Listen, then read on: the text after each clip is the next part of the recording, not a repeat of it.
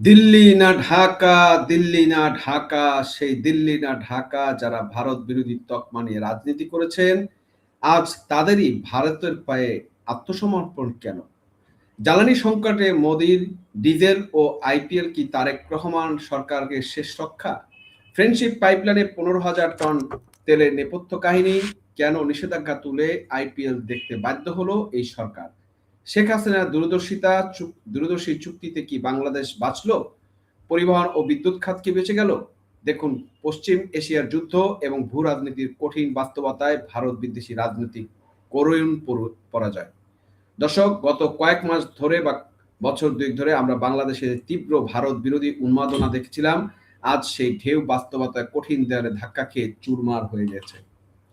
পশ্চিম এশিয়ায় যুদ্ধের লিহান শিখায়, যখন বিশ্বের তেলের বাজার অস্থির, যখন হরমুজ প্রণালীতে জাহাজ চলাচল বন্ধ হওয়ার উপক্রম, তখন এই তথাকথিত বিপ্লবী সরকারকে কার দরজায় গিয়ে দাঁড়াতে হলো জানেন সেটা? উত্তরটা আপনারা সবাই জানেন, সেই নিকট প্রতিবেশী ভারত।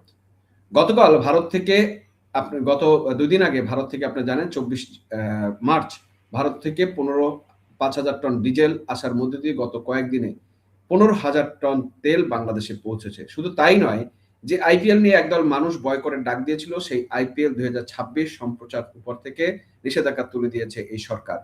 আজ আমরা তুলে ধরার চেষ্টা করব, কেন মুখে ভারত বিরোধিতা করলেও পিছনের দরজা দিয়ে মোদী সরকারের পায়ে এই প্রশাসনকে লুটিয়ে পড়তে হচ্ছে। শেখ হাসিনা যে ফ্রেন্ডশিপ পাইপলাইন তৈরি করে দিয়েছিলেন, আজ কেন সেটি সরকারের অক্সিজেন হয়ে দাঁড়ালো? পুরো ভিডিওটি শেষ পর্যন্ত দেখুন, কারণ আমরা আজ এই ভণ্ডামির মুখোশ খুলে দেওয়ার চেষ্টা করব।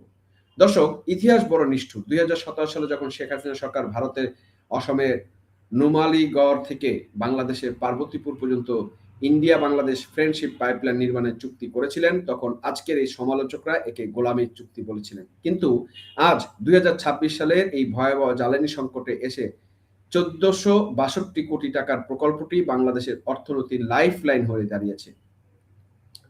পশ্চিম এশিয়ায় যুদ্ধের কারণে বিশ্বজুড়ে সরবরাহ ব্যবস্থা ভেঙে পড়েছে, তেলের দাম আকাশচুম্বী। এই অবস্থায় ভারত থেকে সরাসরি পাইপলাইনে তেল আসা মানে হলো সময় এবং পরিবহন খরচ দুটোই সাশ্রয়ী হওয়া।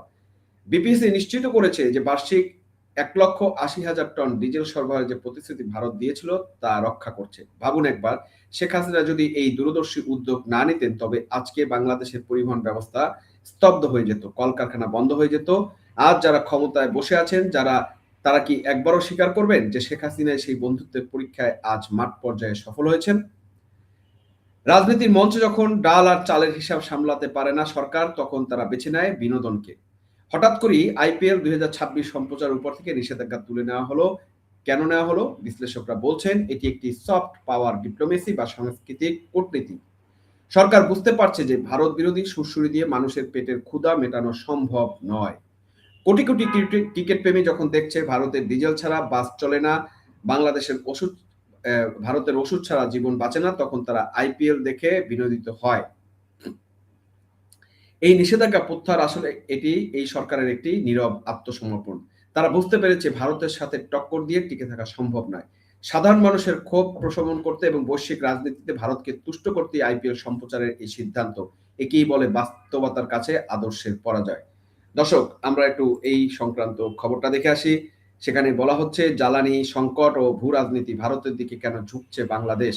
হ্যাঁ, ভারতের দিকে কেন ঝুঁকবে, এখন এই প্রশ্ন আমাদের থাকবে, কারণ আমরা তো স্লোগান দিয়েছি দিল্লি না ঢাকা, দিল্লি না ঢাকা।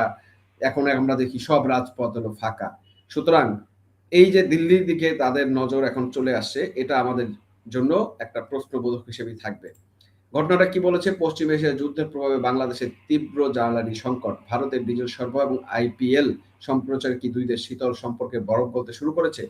দক্ষিণ এশিয়ায় ভূ রাজনীতি বইছে পরিবর্তনে হওয়া। সাম্প্রতিক সময়ে বাংলাদেশ ভারত বিরোধী মনোভাবের যে ঢেউ লক্ষ্য করা গিয়েছিল, তা বাস্তবতার কঠিন জমিনে এসে অনেকটাই স্তিমিত হতে শুরু করেছে। বিশেষ করে পশ্চিম এশিয়ায় চলমান যুদ্ধের দাবানহ, যখন বৈশ্বিক জ্বালানি বাজার অস্থিতিশীল, তখন আবারও নিকট প্রতিবেশী ভারতের দিকেই বন্ধুত্বের হাত বাড়িয়ে দিয়েছে ঢাকাকে। গতকাল ভারত থেকে ৫,০০০ টন ডিজেল আসার মধ্য দিয়ে সেই সম্পর্কে একটা নতুন অধ্যায় সূচিত হয়েছে। ফ্রেন্ডশিপ পাইপ সংকটের তাতা জ্বলন্ত সমাধান। পশ্চিম এশিয়ার অস্থিরতার কারণে হরমুজ প্রণালীতে জাহাজ চলাচল বিঘ্নিত হওয়ায় বিশ্বব্যাপী জ্বালানি সরবরাহ ভেঙে ভেস্তে পড়েছে। এর সরাসরি প্রভাব পড়েছে বাংলাদেশের বিদ্যুৎ উৎপাদন এবং পরিবহন শিল্প কারখানায়। এই নাজুক পরিস্থিতিতে গত কয়েকদিন ভারত থেকে ৩ দফায় মোট ১৫,০০০ টন ডিজেল বাংলাদেশে এসে পৌঁছেছে। আসামের নুমালীগড় রিফাইনারি থেকে জ্বালানি তেল সরাসরি দিনাজপুর পার্বতীপুর পৌঁছে ইন্ডিয়া বাংলাদেশ ফ্রেন্ডশিপ পাইপলাইনের মাধ্যমে। বাংলাদেশ পেট্রোলিয়াম কর্পোরেশন বিপিসির চেয়ারম্যান নিশ্চিত করেছেন যে চাহিদা মেটাতে ভারত থেকে আরও ডিজেল আমদানির পরিকল্পনা চূড়ান্ত করা হচ্ছে। কেন সংকটের ত্রাণকর্তা প্রতিবেশী ভারত? বিশ্লেষকরা বলছেন, আন্তর্জাতিক বাজারে তেলের দাম বাড়লেও সরবরাহ লাইন বন্ধ হলে বাংলাদেশের মতো আমদানি নির্ভর দেশের জন্য বিকল্প উৎস খুঁজে পাওয়া কঠিন ছিল। দুই দেশের মধ্যে বিদ্যমান বার্ষিক চুক্তি অনুযায়ী ভারত প্রতি বছর ১,৮০,০০০ টন ডিজেল সরবরাহের প্রতিশ্রুতি দিয়ে রেখেছে প্রতিবেশী। প্রথম, এই নীতির আওতায় ভারত দ্রুত সাড়া দেওয়ায় বাংলাদেশের পরিবহন ও বিদ্যুৎ খাতে কিছুটা স্বস্তি ফিরতে শুরু করেছে। ক্রিকেট ও বিনোদন কেবল জ্বালানি নয়, দুই দেশের সাংস্কৃতিক বিনোদনমূলক সম্পর্ক বরফ গলতে শুরু করেছে। সম্প্রতি বাংলাদেশ সরকার জনপ্রিয় ফ্র্যাঞ্চাইজ আইপিএল এর ২০২৬ সম্প্রচারের উপর থেকে দীর্ঘদিনের নিষেধাজ্ঞা তুলে নিয়েছে। এর ফলে বাংলাদেশের কোটি কোটি ক্রিকেট প্রেমী এখন ঘরে বসেই ক্রিকেট টিভিতে এই টুর্নামেন্ট উপভোগ করতে পারবে। অনেকেই একে সফট পাওয়ার ডিপ্লোমেসি বা সাংস্কৃতিক কূটনীতি হিসেবে দেখছেন, যা সাধারণ মানুষের ক্ষোভের প্রশমনে সহায়ক হতে পারে। ভারত বিদ্বেষ বনাম ভূ রাজনৈতিক বাস্তবতা। গত কয়েক মাসে বাংলাদেশে ভারত বিরোধী প্রচারণার যে আবহাওয়া তৈরি হয়েছিল তা অর্থনৈতিক বাস্তবতার সামনে বড় চ্যালেঞ্জের মুখে পড়েছে। খাদ্যশস্য থেকে শুরু করে জীবন রক্ষাকারী ওষুধ, বর্তমান জ্বালানি, প্রতিটি ক্ষেত্রেই বাংলাদেশের জন্য ভারত একটি নির্ভরযোগ্য এবং সাশ্রয়ী উৎস। পশ্চিম এশিয়া যুদ্ধ দীর্ঘস্থায়ী হওয়ার আশঙ্কায় জ্বালানি নিরাপত্তা নিশ্চিত করতে ভারতের সাথে সুসম্পর্ক রাখা এবং সরকারের জন্য কৌশলগত আবশ্যকতা হয়ে দাঁড়িয়েছে। শিল্প এবং বাণিজ্যে নতুন প্ল্যান। জ্বালানি তেলের এই নিরবচ্ছিন্ন সরবরাহ বাংলাদেশের প্রক্রিয়া শিল্প এবং উৎপাদনমুখী খাতের জন্য অক্সিজেন হিসেবে কাজ করছে। গ্যাস বিদ্যুতের অভাবে স্থবির হয়ে পড়া কলকারখানাগুলো আবারও সচল হতে শুরু করেছে। বিপিসি সূত্রে জানা গেছে, পাইপলাইনের মাধ্যমে তেল আসার পরিবহন খরচও সাশ্রয় হচ্ছে, যার সুফল সরাসরি ভোক্তা পর্যায়ে পৌঁছানোর সম্ভাবনা রয়েছে। দীর্ঘমেয়াদী জ্বালানি নিরাপত্তা। বাংলাদেশ বৈশ্বিক অস্থিতিশীলতায় এ সময় বাংলাদেশ কেবল আমদানি উপর নির্ভর না করে আঞ্চলিক নীতি, গ্রিড কানেক্টিভিটি এবং পাইপলাইন নেটওয়ার্কের উপর জোর দিচ্ছে। ভারত বাংলাদেশ ফ্রেন্ডশিপ পাইপলাইনটি সেই দীর্ঘমেয়াদী পরিকল্পনার একটি অংশ। এটি কেবল তেলের লাইন নয়, বরং দুটি দেশের পারস্পরিক নির্ভরশীলতার একটি দলিল। বাস্তবতায় শেষ কথা, রাজনৈতিক ক্ষমতার পালাবদলের মাধ্যমে ভূ রাজনীতি প্রকৃতির নিকট প্রতিবেশীকে বদলে ফেলা সম্ভব নয়। পশ্চিম এশিয়ার যুদ্ধ যতদিন চলবে, জ্বালানি সংকট ততদিন ঝুলে থাকবে। দর্শক, এই যে পরিস্থিতিটা, শেখ হাসিনা কিন্তু এই যে ভবিষ্যৎ রাজনীতি, ভবিষ্যৎ বিশ্ব রাজনীতি, সেইটাকে উপলব্ধি করেই কিন্তু এরকম ভারতের সাথে অনেকগুলো যেগুলো কার্যকর চুক্তি, যেগুলো বাংলাদেশের জন্য উপকারী চুক্তি, সেই চুক্তিগুলো কিন্তু করেছিল যাতে বাংলাদেশ বিপদে না পড়ে। দেখেন, শেখ হাসিনার দূরদর্শিতার ফলেই কিন্তু আজকে বাংলাদেশ এখন পর্যন্ত একটা ভালো অবস্থানে রয়েছে এই সংকটের মধ্যে। দর্শক, আপনারা লক্ষ্য করেছেন গত কয়েক মাসে বাংলাদেশে ভারত বিরোধী প্রচারণা যে তুফান তৈরি করা হয়েছিল তা আজ কোথায়? খাদ্যশস্য থেকে শুরু করে জীবন রক্ষাকারী ওষুধ, সবকিছুর জন্যই আমাদের তাকিয়ে থাকতে হয় দিল্লির দিকে। পশ্চিম এশিয়ার যুদ্ধে দীর্ঘস্থায়ী হওয়ার যে আশঙ্কা তৈরি হয়েছে, তাতে বাংলাদেশের জন্য ভারতের বিকল্প কোনো জ্বালানি উৎস খুঁজে পাওয়া প্রায় অসম্ভব। ভারত প্রতিবেশী প্রথম, মানে নেইবারহুড ফার্স্ট নীতি আজ বাংলাদেশের পোশাক শিল্প এবং উৎপাদনমুখী খাতের জন্য অক্সিজেনের মতো কাজ করছে। গ্যাস বিদ্যুৎ অভাবে স্থবির হয়ে পড়া কলকারখানাগুলো আজ ভারতের ডিজেলের জন্য সচল। বিপিসি সূত্র বলছে, তারা ভারতের সাথে আরো দীর্ঘমেয়াদী জ্বালানি আমদানির পরিকল্পনা চূড়ান্ত করছে। তারা এতদিন ভারত ত্যাগের স্লোগান দিচ্ছিল তারা কি এখন ভারতের ডিজেলে চলা বাসে চড়বেন নাকি চড়বেন না, সেই প্রশ্ন আমি রেখে গেলাম। তারা কি ভারতের ডিজেলে উৎপাদিত বিদ্যুৎ ব্যবহার করবেন নাকি করবেন না?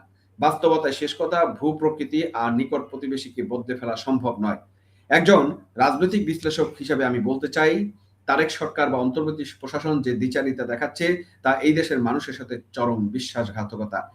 একদিকে আপনারা জনগণের সামনে ভারতকে গালি দিচ্ছেন, অন্যদিকে রাতের আধারে মোদির কাছে গিয়ে ডিজেলের আবেদন পাঠাচ্ছেন। এই ভণ্ডামির রাজনীতি বন্ধ হওয়া উচিত। বাংলাদেশ ভারত ফ্রেন্ডশিপ পাইপলাইন কেবল একটি তেলের লাইন নয়, এটি দুই দেশের পারস্পরিক নির্ভরশীলতার এক অনন্য দলিল। শেখ হাসিনা জানতেন যে সংকটের দিনে কোনো দূরবর্তী দেশ নয়, বরং প্রতিবেশী হচ্ছে সবচেয়ে আগে সাড়া দিবে। আজ সেই সত্য প্রমাণিত হলো। যারা এই সরকারের উপর ভরসা করে ভারত বিদ্বেষী হয়েছিল, তারা আজ বুঝতে পারছে যে দেশপ্রেম মানে প্রতিবেশীর সাথে ঝগড়া করা নয়, বরং জাতীয় স্বার্থে কৌশলগত সম্পর্ক বজায় রাখা। আইপিএল চালু করা এবং ডিজেল আমদানির এই হিড়িক প্রমাণ করে যে সরকার এখন পুরোপুরি ভারতের ছকের মধ্যে বন্দী। দর্শক, সময় এসেছে চোখ খোলার। পশ্চিম এশিয়ার যুদ্ধ যতদিন চলবে, জ্বালানি সংকটের খড়গ আমাদের উপর ঝুলে থাকবে। এই কঠিন সময়ে ভারতের দ্রুত সহযোগিতা প্রমাণ করে যে সংকটকালে ভারতই বাংলাদেশের অকৃত্রিম বন্ধু। যারা ক্ষমতার লোভে বা বিদেশি ইশারায় ভারত বিরোধী রাজনীতি করছিল, তারা আজ ইতিহাসের আস্তাকুড়ে নিক্ষিপ্ত হয়েছে। বাংলাদেশের মানুষ শান্তি চায়, সাশ্রয়ী জ্বালানি চায়, সুস্থ বিনোদন চায়। ভারতের এই সহায়তা সরকারের পিছুটান প্রমাণ করে যে আবেগ দিয়ে রাষ্ট্র চলে না, রাষ্ট্র চলে বাস্তববাদী কূটনীতি দিয়ে। দর্শক, আপনারা কি মনে করেন ভারতের দিকে ঝুঁকে পড়া কি আমাদের জাতীয় নিরাপত্তার জন্য মঙ্গলজনক, নাকি এটি কেবল সাময়িক কৌশল? কমেন্ট করে আপনার মতামত জানাবেন। ভিডিওটি শেয়ার করুন যাতে প্রতিটি মানুষ এই রাজনৈতিক দ্বৈতনীতির কথা জানতে পারে। আমাদের চ্যানেলটি সাবস্ক্রাইব করে সত্যের সাথে থাকুন। দেখা হবে পরবর্তী বিশ্লেষণে। আজ এ পর্যন্তই। ততক্ষণ ভালো থাকবেন, সুস্থ থাকবেন এবং সবচেয়ে বড় কথা হচ্ছে নিরাপদ থাকবেন।